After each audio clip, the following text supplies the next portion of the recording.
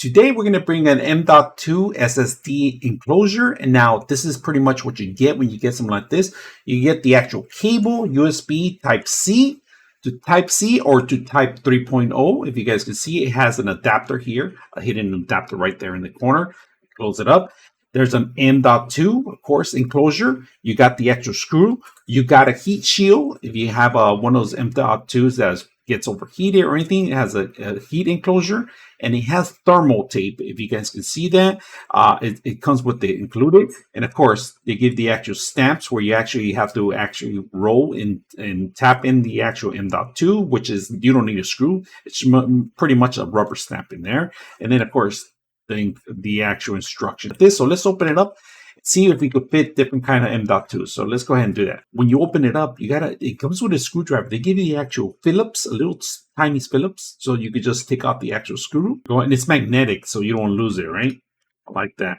Then what you want to do is just pop it out, and that's it. So if you guys can see it, it has the enclosure. It has for up to 80 millimeters, right? And different kind of M.2s. We're going to go ahead and include it. We're going to put a NVMe. If you guys noted the enclosure, it's ready to go. And here's my NVMe, 2 terabytes that we're going to set up. Of course, 80 millimeters. We're going to put it on the back. Now you got to do is make sure that the copper's not showing. All right, just click it once, and not too much pressure, and that's it. Now, before you do that, my recommendation is put the thermal tape on the actual system itself, and then you actually cover it up so it could actually maintain itself and it won't overheat, right? Because it does get to heat in an enclosure that small. So let's go ahead and do that. Let's go ahead and set up the M.2. Just make sure when you put the thermal tape, don't cover the edges, all right? We're going to set up the actual cover itself. All right, we just sandwiched it in, put it in there. If you guys can see that, very simple. We got one in. You can see the thermal tape in there. It's covered, and this is actually to prevent heat. So it's a little shield, all right? It's a little radiator. So we're going to go ahead and set it up into the actual enclosure. Very simple, like I said. Just don't let the copper be shown. So basically, you just screw it in. You push it in there, and then you put in the screw. But in this case, we don't have a screw. We actually have these rubber ends. And all you have to do is make sure it clicks in there, and that's pretty much it. So let's go ahead and set that up. You guys can see it's in place already, the actual silicone rubber end. That's a little difficult because you got to actually make sure you insert it into the M.2 before. It's kind of have to be in the edge and then push it in, right? So you might struggle there, but once it's in there, you should be good. All we got to do is cover it up.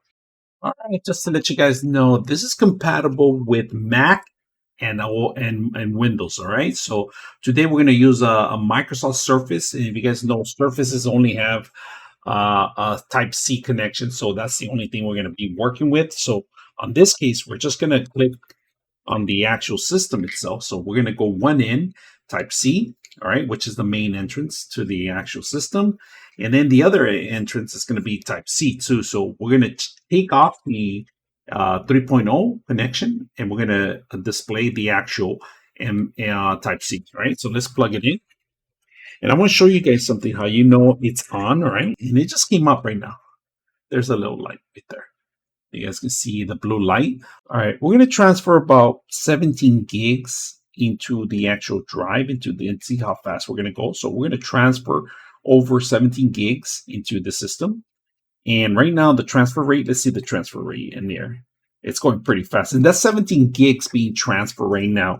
And we're getting about 500 megabytes per second, 530, 540, depends on but its transferring rate is pretty quick. So the system took about 22 seconds to transfer 17 gigs over. That's not bad. And if you guys can see, everything went actually through my system. If you guys can see the D drive, it didn't take that much, and there's the actual file. All right, the drive was very simple to install. It was quick, slick, very fashionable. You could put this in your backpack, ready to go. If you're going to travel from place to place, if you work in IT, you travel with a lot of software, this could contain a lot of things. If you guys can notice, I actually put a 2 terabyte, but you could actually put up to 4 terabytes, maximum 4 on this one. So very simple. I like the extension. I like the actual conversion that you can do. Very simple, easy to use. I hope you guys enjoy the video.